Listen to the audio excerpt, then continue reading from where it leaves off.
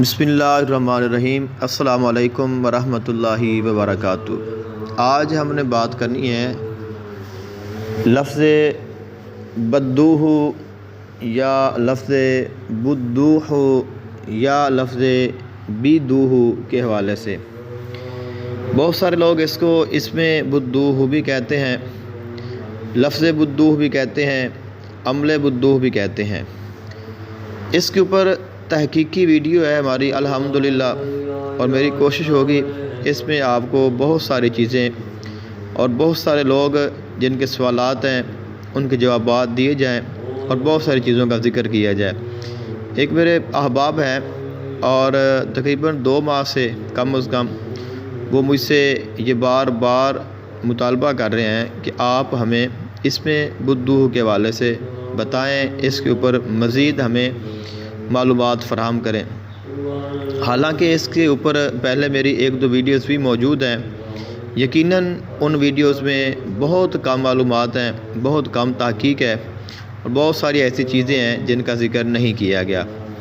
لیکن چونکہ یہ ایک بہت وسیع علم ہے اور یہ بہت بڑا علم ہے اور یہ ایک باطنی راز ہے جس کے بارے میں بات کرنا، جس کے بارے میں بتانا یہ انتہائی مشکل ہے، اور پھر اس کو پڑھنا کیسے ہے، اس کو پڑھانا کیسے ہے، اور پھر سوالات جو ہیں وہ بہت سخت ہیں، بہت مشکل ہیں۔ مثال کے طور پر جس دوست نے مجھ سے اس کے بارے میں سوال کیا ہے، وہ اپنے بارے میں جو ان کا تعارف ہے وہ اس طرح کرواتے ہیں کہ وہ خود بہت بڑے عامل ہیں، ان کے والد صاحب اس میں یا وہابو کے بہت بڑے عامل ہیں، اور شاید وہ اس میں بدوح کی زکوٰۃ ادا کرنا چاہتے ہیں، لیکن وہ پہلے چاہتے ہیں کہ میں اس کی پوری تحقیق کروں، تحقیق کرنے کے بعد پھر اس میں بدوح کا جو عامل کامل ہو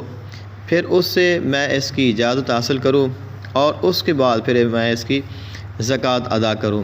اب وہ اس تحقیق کے پیچھے ہیں، چونکہ اس اسم کے اعمال تو بہت سارے ہیں اور اس کے نقوش بھی بہت سارے ہیں، بہت سارے تعویذات، بہت سارے عملیات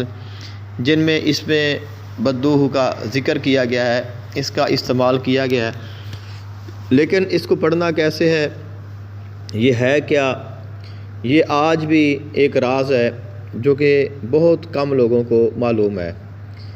اور اس کو جاننا، اس کے اوپر تحقیق کرنا یقیناً ایک بہت مشکل کام ہے جو کہ ہر کوئی نہیں کر سکتا۔ لیکن ہم نے کوشش کی ہے کہ اس کے اوپر